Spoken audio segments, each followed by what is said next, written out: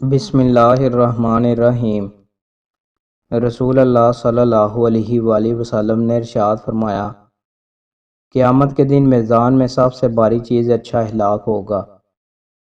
رسول اللہ صلی اللہ علیہ وآلہ وسلم نے ارشاد فرمایا، کیا میں تمہیں جہنمی لوگوں کے بارے میں نہ بتاؤں؟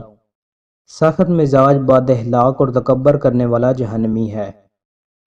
رسول اللہ صلی اللہ علیہ وآلہ وسلم نے ارشاد فرمایا، حضرت جبرائیل علیہ السلام نے فرمایا، ہم انسان کے سب اعمال کا وزن کریں گے مگر رونے کا نہیں، کیونکہ اللہ تعالیٰ ایک آنسو سے جہنم میں آگ کے کئی سمندر بجھا دیں گے۔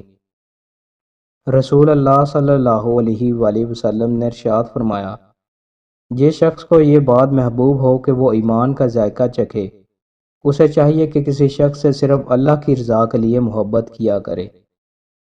ام المومنین سیدہ عائشہ رضی اللہ تعالی عنہما بیان کرتی ہیں، 2 بچیوں کے ساتھ میرے پاس ایک عورت آئی، اس نے کھانے کے لیے کچھ مانگا۔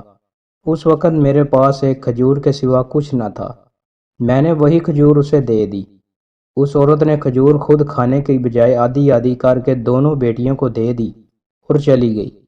نبی اکرم صلی اللہ علیہ وآلہ وسلم تشریف لائے تو میں نے آپ سے یہ واقعہ بیان کیا۔ آپ صلی اللہ علیہ وآلہ وسلم نے فرمایا، جو کوئی بھی لڑکیوں کی پرورش سے دوچار ہو، اس کے لیے یہ جہنم سے پردہ بن جائیں گی۔